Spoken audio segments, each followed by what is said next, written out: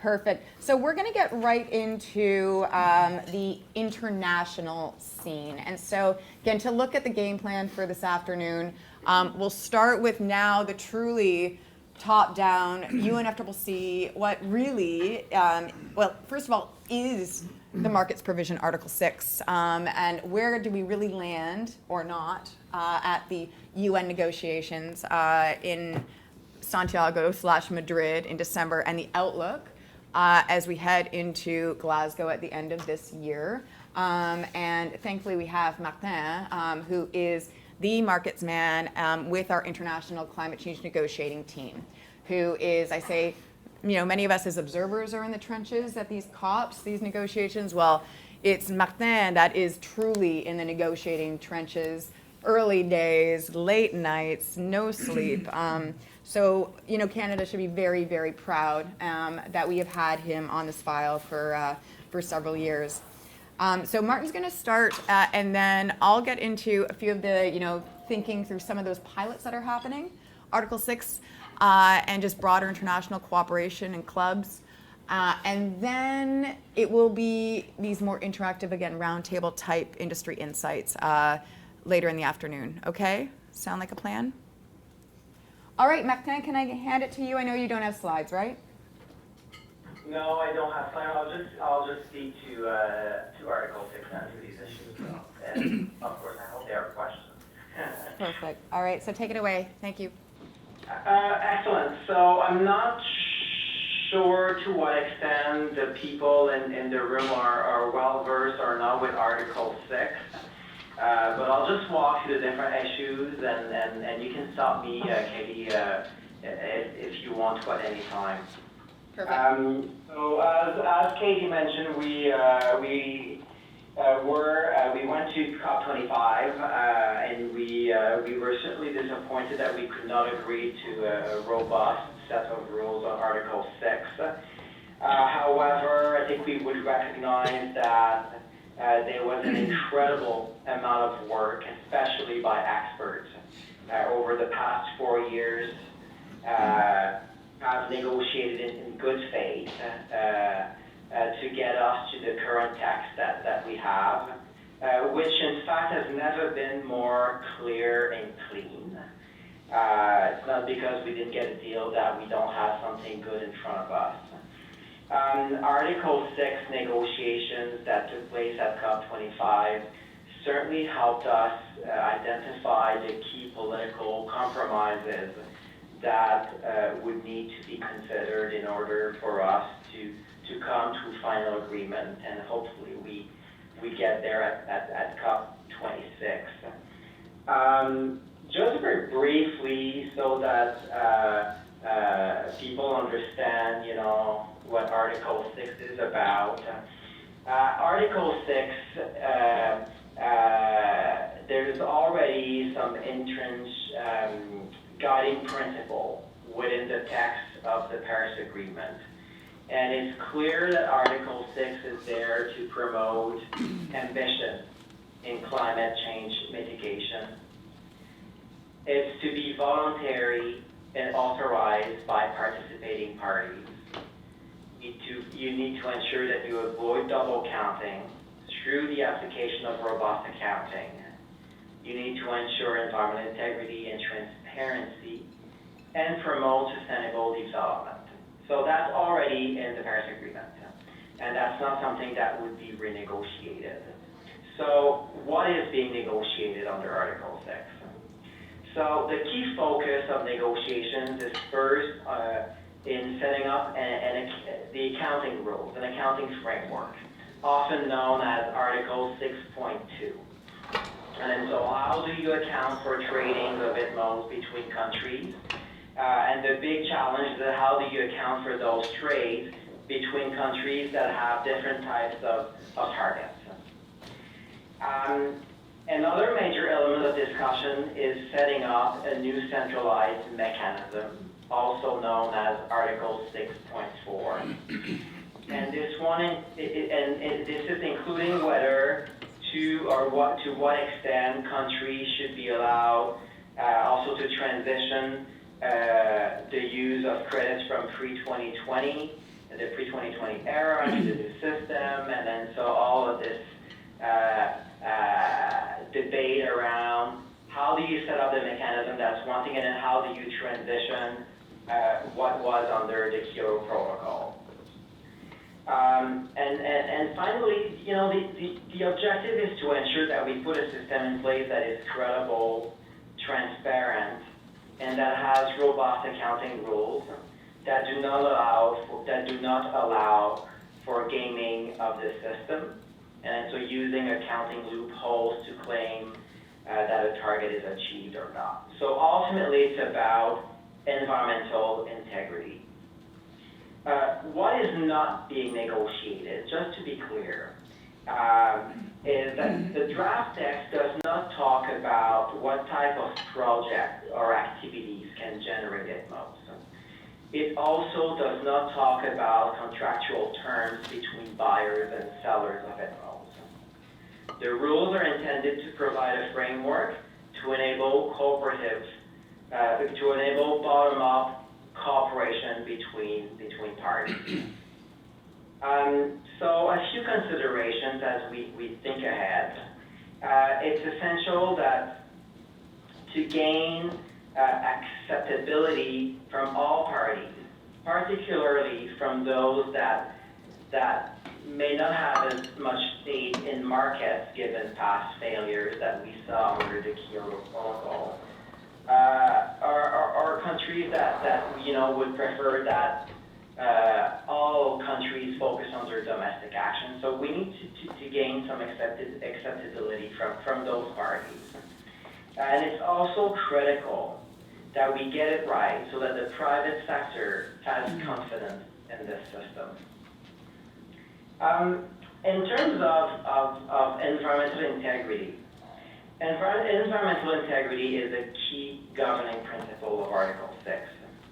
Market participants will need to ensure that trades of emissions reductions are real, verifiable, and additional, as well as counted for. As you would probably imagine or expect, there will be a high degree of scrutiny on market players, including on the use of good modalities and procedures to make sure that we maintain confidence in the system and that the reputation of all countries involved in the trades remain. And then so that's kind of where we're at. You know, in terms of rules and boundaries, I think there are already some, as I highlighted earlier in my talk about the guiding principles of Article 6, but you know, ultimately, those that will be using ITMOs, ITMOs is a tool to raise ambition. And this tool has some rules and boundaries in order to ensure environmental integrity. And to name a few, a key principle of international cooperation is that each party is accountable for the emissions that occurs on its national territory, and by extension, for any increase or decrease of those emissions over time. So Article 6 does not allow a buying party to claim ITMOs for overseas emissions reductions unless the selling party, the host country, authorizes the transfer of those reductions and accounts for that transfer against its own NDC. And so, just to be clear on this one, it's very unlikely that a selling party would agree to transfer any reductions for free, and it's likely that additional costs may be associated with any types of authorization of ITMO transfers. So I think I'll leave it to this for now, and then turn it back to you, Katie. Yeah, and that's what you said at the end. Like that is really, really important to this discussion. A lot of discussions that are happening around, you know, what would the incentive be if you were to export something like LNG, for instance, to China and it displaces something in China or Japan or Korea or wherever it's going, right? What would be the incentives for these other countries to play ball and provide a corresponding adjustment in exporting some of its reductions associated with that? All right. There was a question. Yeah, David. Has there ever been an attempt outside of the Article 6 discussions for two parties to try and do this? And what's your perception about the willingness of buying countries, like buying a Canadian energy product, to actually go down this path of negotiating such an agreement? Well, and I think that's a really heavy question. And that's a part of why, we're here today to talk about, what could those realistic scenarios look like. I think to just simplify it a bit, is when Martin, I'm not sure if you have like the webinar in front of you. I threw up the stock slide that you've seen a number of times that myself and Kelly Kazire did. Do you see it? Oh, no, I'm just connected through but it's all right. I think I remember what you're talking about. So, yeah. So, okay, it's just about like those different segments, right, of Article 6, where 6.2, it really is that accounting part, and this is really enabling that bottom-up world. So when you looked at that map earlier today around that flurry of emissions trading carbon markets that are happening around this world, for instance, the Quebec-California linkage, right, across an international border, it's making sure that there is no double counting or funny stuff as these emissions trading systems are linking. And these ITMOs, internationally transferred mitigation outcomes, offsets, allowances, tradable units denominated in, ton of carbon dioxide, that there's no funny stuff when a US were to go to the UN and a Canada were to go to the UN to actually report on progress for their NDCs and their inventories, right? So it is all about accounting, enabling a lot of the bottom-up stuff to happen, and also provide that guidance for further activity across jurisdictions to join these emissions trading type clubs. But Katie, isn't the short answer to the question, which is their precedent, yes? We're getting, yeah. Okay, just wondering. Okay. Oh, I'm happy to jump in too, Katie, Yeah. if you want to. So, well, first, I said the government of Canada is still considering whether and how it will use ITMOs as a complement to its domestic emissions reductions effort. So we haven't made a decision if we're going to use ITMOs or not, first. To your second part of your question, we have seen some cooperation, unfolding in different regions of this world. I'll pick first on Switzerland, and for those that were in Madrid in the closing plenary, when it was clear that we were now going to come to an agreement on Article 6, Switzerland spoke to the fact that they would still go ahead and pilot initiatives. And so, as you may know or not, Switzerland has indicated that it intends to achieve 20% of its NDC target through ITMOs. And to that end, they have established what they call the CLIC Foundation. It's KLIK Foundation, which purchases offset credits using funds generated from a fuel levy. And so from our understanding is that in November of 2019, Switzerland signed a joint statement with Peru, which included a draft contract setting out how they intend to undertake an ITMO transfer.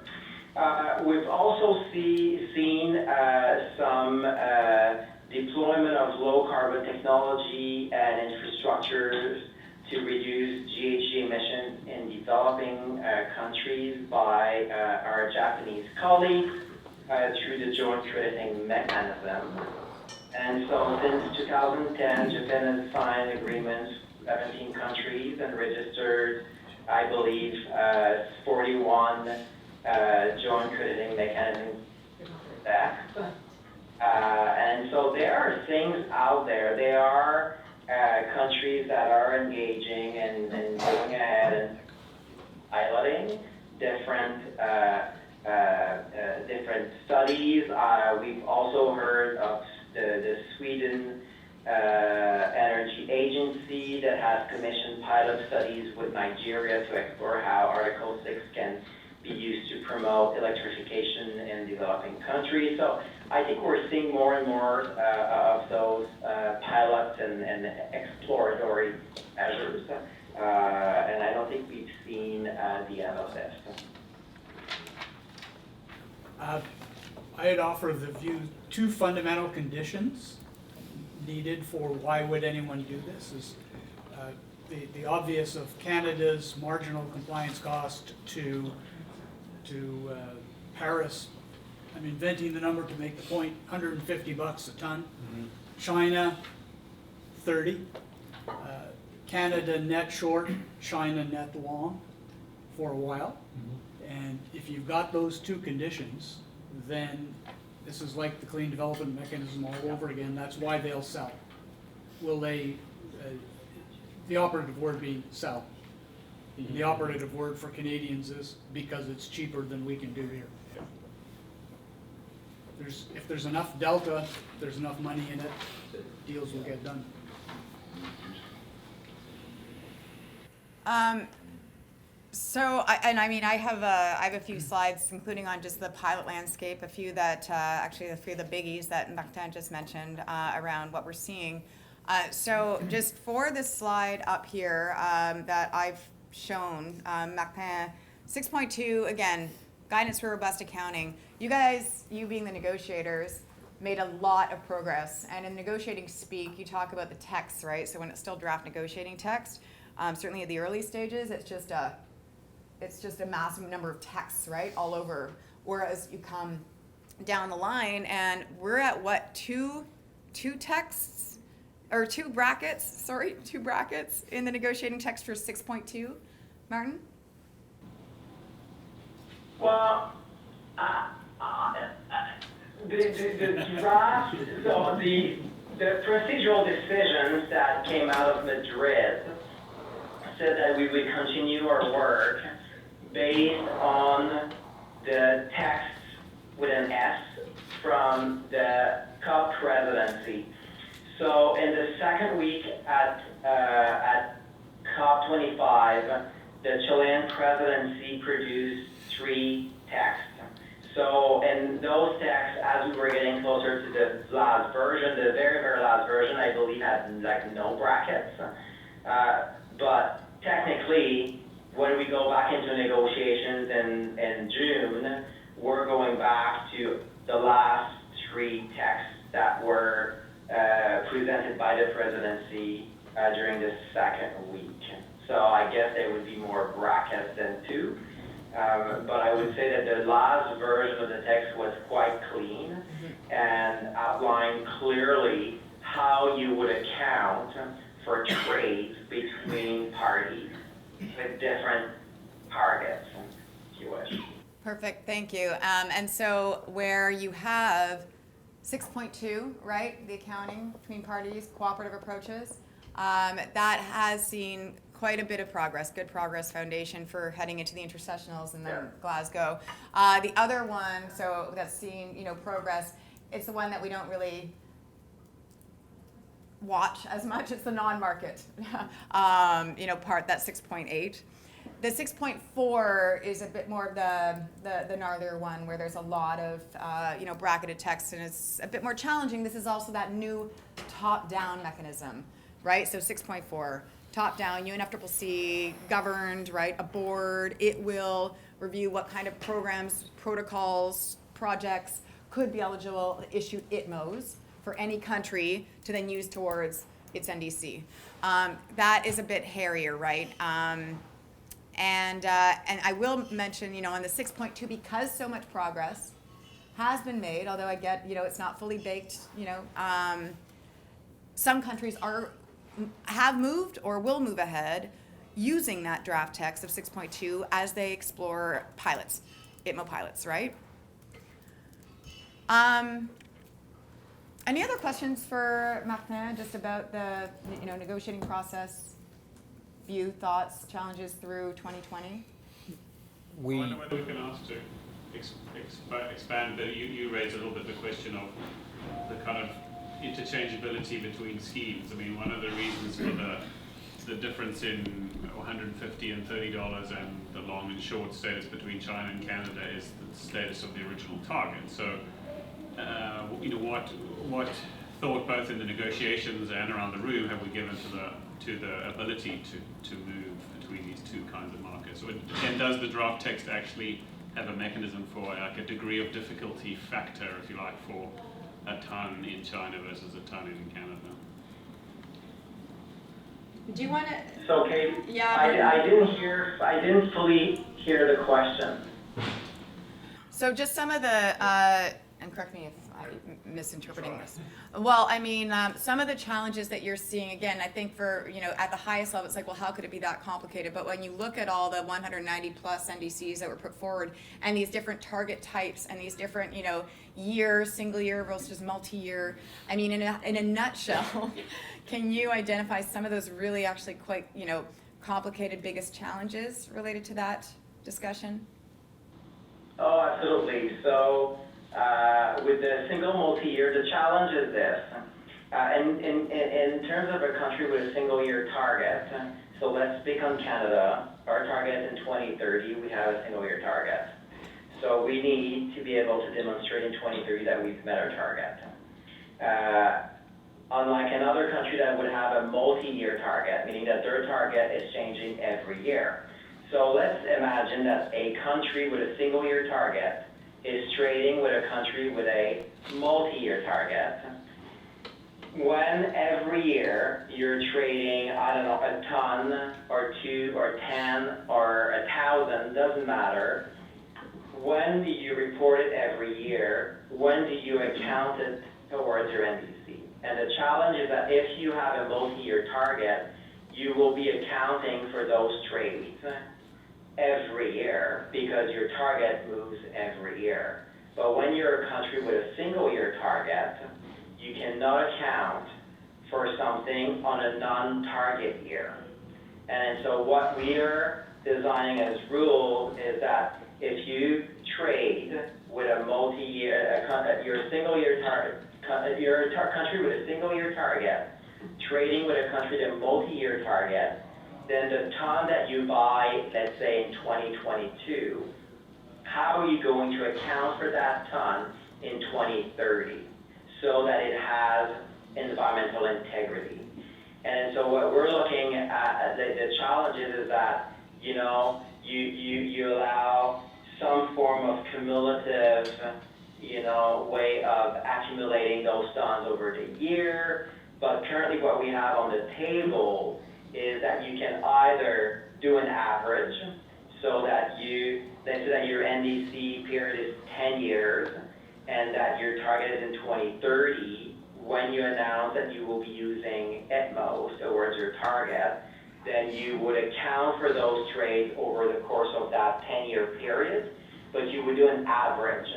So let's say that you buy 10 tons over 10 years. Well, 10 tons divided by 10 years, that's equal to 1 ton. And so in 2030, what we call corresponding adjustment would be like 1 ton, because that's the average weight. Another approach that is on the table is what we call a trajectory. So you would draw a trajectory between where you are in January 1st, 2021 to where you want to be in 2030. And then based on that trajectory, you would buy or sell, if you have room, ETMOs, and then to reflect the trajectory that you have drawn. And you would need to apply what we call, again, that adjustment annually. But then if you have a single year target, it's complicated because you can do that adjustment only at the very end. And so what do you do in the years in between? And that's kind of what we have to design the rules around that. It's actually very complicated. Even really? though when you No, I just see this. I think you did a fantastic, but this is Yeah, But and the I think other, that was the valuable of that is that yes, they have full of budget, and the draft Oh my rules do indeed take that into account. and that's the thing, right? Encouraging, Martin, like the technical side of thinking through these is kind of done. You've thought about it, like, you know, and also, That's correct. and the NDC, I think the other important thing is, especially when you're looking at who to partner with, dance with for these kind of cooperative approaches, right, is the inside versus outside the NDC scope, right? Do you want to say a very, quick word about just inside versus outside? Yeah, thank you, that's a really good question. And for the folks in the room, if you don't get it, if you think I'm too technical, please let me know. When you think of an NDC, Canada has an economy-wide NDC. An NDC covers, like under the UN, it's 7 gases. And it covers, like, all sectors pretty much. But not all countries have what we call economy-wide NDCs. When we all agreed to Paris in 2015, we all agreed that every country, every party to this agreement would move towards economy-wide type NDCs. But one of the challenges that we're facing is that some countries' NDCs are not economy-wide or don't cover all gases. And so if I pick, for example, on China, 80% of, the Chinese NDC covers everything that's CO2 equivalent. That's it. 80% of their NDC is that. Any other gases are not covered. And so when we designed the rules for Article 6, the question that came up is, do you allow trade between countries if one of the two parties, if the host party where the activity would generate, a reduction, if that reduction is not within that country's NDC, then can that country still trade that, the emissions reduction, the SMO from that sector to another country that would account for it? Because there's a chance that there would be what we call double counting, meaning that you would, let's say, generate ETMOs from, like methane reduction in another country towards your target, because it's included in our NDC, but it's not in theirs, and then they don't, because it's not in their NDC, they don't need to account for it. Well, because we apply it towards our NDC, we need to account for it, and that's the whole point. And then so how do you reconcile these issues? That's the issue of inside-outside NDC. Hope I was clear. That was clear. I mean, it's a biggie. There, it's a few big challenging things. And I think, so Martin, I think, Go yeah. ahead. No, go. No, I was going to say another angle that we've heard is the definition of what's included in your NDC. And some it's like one party in particular that's defining what's outside and inside their NDC, and it's basically if that country has established what is it that they will do to achieve their NDC, that's part of their NDC. But anything that their businesses will be doing and the type of activities that they will put forward, that's not part of their NDC. And so then we get into this philosophical debate on definition of what is included in your NDC or not. And that becomes challenging because if you're not including what your private sector is doing in terms of how much they emit and the type of activities that they put forward to reduce their own emission in your own plan, then that could be problematic because when you think of market-based measures and when you have private sector participants, well, that would imply that anything that the private sector does on market-based measures is not included in your NDC, and therefore we don't need to account for it. And that's the type of loophole that we're trying to avoid, so that we don't have certain countries having their businesses involved in market-based activities but because that country doesn't feel that those activities are in their NDC, that they don't need to account for it, because then we will be in a world where certain businesses or organizations in certain countries will generate emissions reduction that they will sell, and then both the seller, wherever that emissions come from, and the buyer will both account for that reduction, and the atmosphere is not going to feel the actual reduction. That would be clearly double counting. Very important. So, I mean, you know where Martin is to find him for more, and I have no doubt that there will be, you know, some follow-up, and again, you know where I am to provide more information.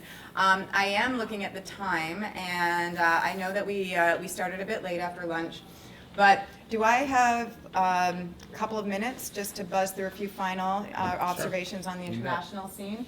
And actually, you know, Martin, you set the stage quite nicely for me to really buzz through some of this stuff. You've already provided a bit of context.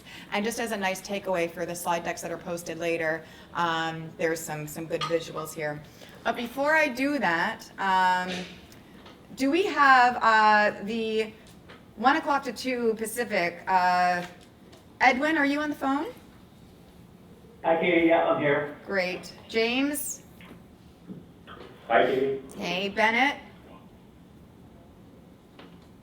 Bennett? Hi, Katie. I'm here. Okay, great, guys. And are you good if we just stay on a bit longer than 2 o'clock Pacific if we go over that? So what is that? A bit over 3 o'clock Mountain? Yep. Yeah, that's fine. I'm okay. Excellent. Yeah, I should be okay. You might just get some background noise, but I'm available. That's all right. We're good. Thank you. Okay, so and we do have somebody new in the room here. Oh, finish your. Sorry. Candice. Yes, Candice Wilson, Environment Manager for High Sedition Council. Welcome, Candice. Thanks. Lovely to have you here. Thank you so much. So, what I'm showing, this actually, if you joined either in person or by phone after COP in December, my presentation, this shouldn't be a new map. This was done by AIDA and EDF, Environmental Defense Fund, during the lead up to Paris in 2015, okay? So at the time, it was INDCs, these intended nationally determined contributions, were coming in pretty fast and furious into the UNFCCC on these country targets, right? And what we did was we captured all of those countries that identified the need to use markets, cooperation, international cooperation, in order to reach their targets, or if they had access to these markets and this international cooperation, that they could enhance the level of ambition. So that's what you see in green, both the hatched, kind of striped, and then the pure green. Those are the regions, and around 100 that identified that they had a need to, or they could enhance ambition if they had access to markets.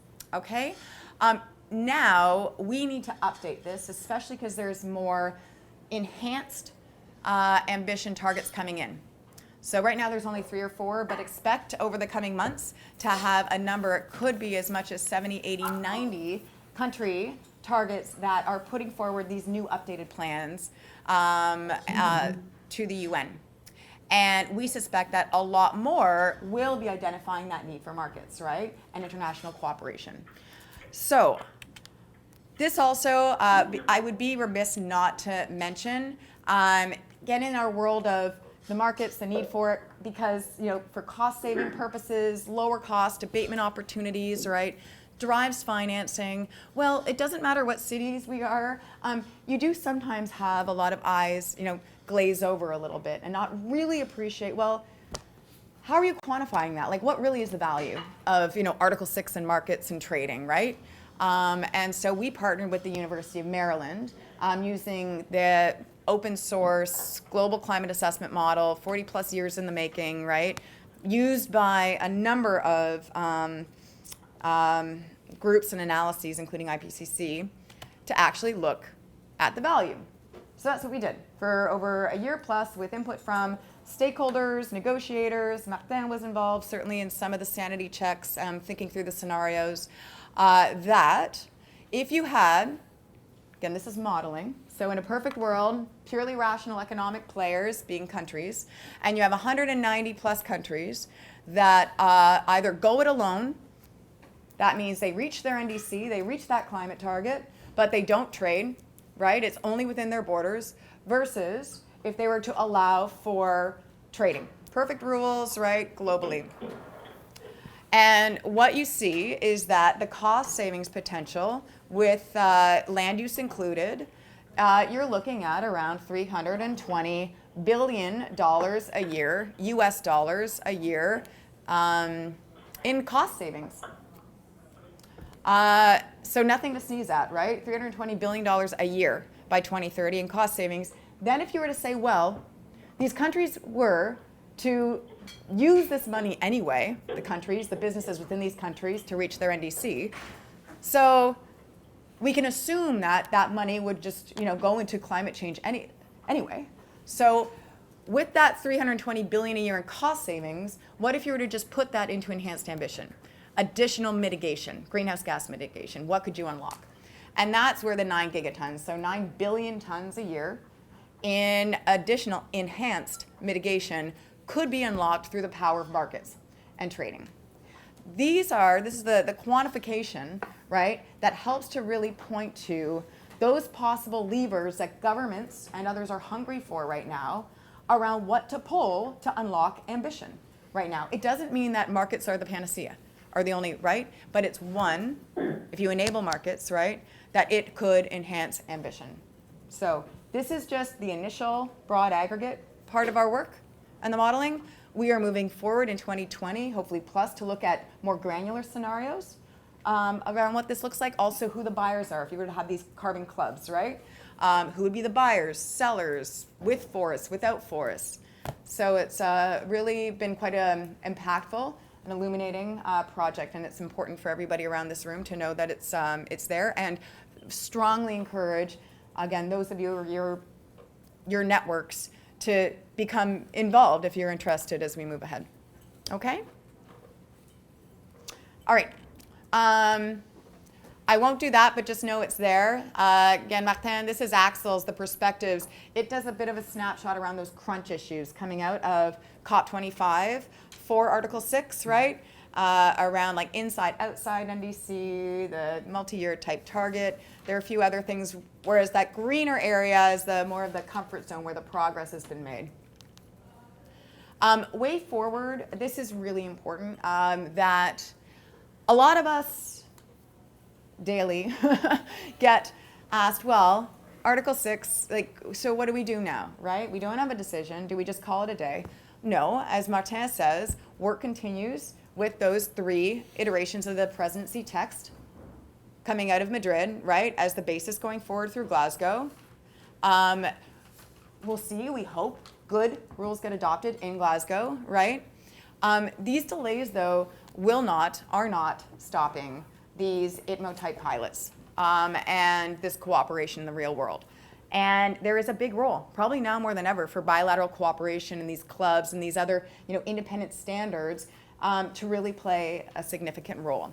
And like I said earlier, some of the parties are using that draft 6.2 text, that accounting text, as a basis for moving forward with some of these pilots anyway, because there's been a lot of progress made, all right? This is that pilot landscape, and Martin highlighted some of those key ones. Click in the middle with the Swiss. They made that arrangement with Peru. They're looking at a cook stove project, maybe a few others right now. The JCM, this is the Japanese-driven joint crediting mechanism. 17 MOUs right now. All those pink little circles, Cambodia, Thailand, Myanmar, Mongolia. They have signed these MOUs with these groups. It's tied to Japanese-born clean technology, right? Exported, reductions from that in these recipient countries are then exported to Japan to help with its climate target. So there is a ripe little rainbow of pilots that are happening, and happening fairly quickly, that, again, you want to just keep an eye on, okay? And I know that Canada is keeping an eye on it closely as it moves ahead, hopefully, with its thinking through ITMOs and its ITMOs strategy. So Katie, can we come back to that slide after we hear from Edwin and the group? Just because I see that you have the WCI link up there. I don't want to hold up the discussion as you got people waiting to present, but can we come back to that? You know what, and actually, well, I might have said it's a great point, because this is where, if you look at the WCI link right now. What is WCI? Oh, sorry. Sorry, Western. Oh, Climate gosh. Initiative. Yeah, this is the worst. So many acronyms. So Western Climate Initiative. So this is the market, the California-Quebec cap and trade system, Okay. already linked, right? If we don't get an Article 6, it doesn't mean California and Quebec call it a day, right? That is already a linked market. They're already ITMOs, right? These tradable units that are crossing the border. So in many ways, a huge incentive for Canada and U.S. market negotiators, who are still definitely behind the scenes and working. This link is already happening, across their borders. So they want to make sure that there is some proper accounting to avoid double counting across these units, certainly for them. And that's the same thing with the EU Swiss link. That's an emissions trading link, the EU emissions trading system with the Swiss cap and trade system. So that's this whole emissions trading linkage, 6.2, the accounting of it. Does that make sense? I'm going to leave that, and I'm going to leave that. So that's the international picture. What do you think for time, Alex? Well, let's Blast through. let's go through the ones that I think there's a few questions that people have with respect to what we just covered. So let's come back to them. I have one, for example. I bet you do. Martin, thank you again. Do you have any final thoughts you'd like to share with the group, especially if you have to bounce? Thanks, Katie. Well, again, thanks for including me into this discussion. I think that's great that these meetings are taking place and that people are educating themselves on these important matters. I would just leave by saying that, a bit of a reflection on, especially on the pilots that you highlighted. Ultimately, irrespective of the outcome of future negotiations, what's clear is that each country that engages in the use of ITMOs will need to uphold the governing principles of Article 6 that are already enshrined in the text of the Paris Agreement. And I'll just repeat them so that you have them on hand. But these principles require that each country involved are to ensure environmental integrity and transparency, promote sustainable development, and avoid double counting. And importantly, all ITMO transfers must be voluntary and authorized by the country transferring ITMO as well as the country acquiring them.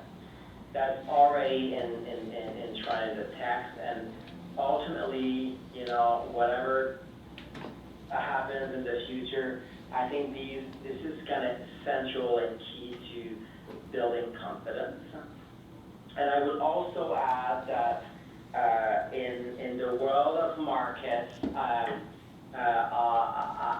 think you can already foresee some countries that will be seen as net buyers, unlike others will be seen as net sellers. Now, it doesn't mean that a net buyer does not sell, but ultimately, if you're a country with an NDC that might be challenging for you to achieve, and you decided as a country that you would be using ITMOs, that therefore you need to put yourself in a position where you would be a net buyer.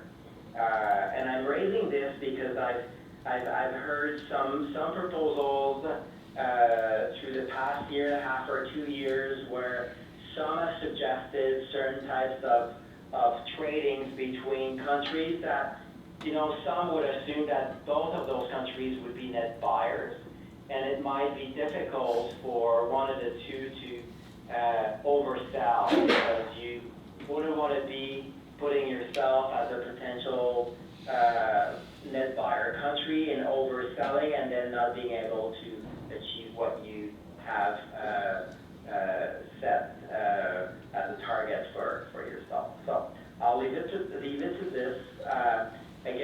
have any questions, you know where to find Katie, and you now know where to find me, and I'm always happy to answer any questions that you might have.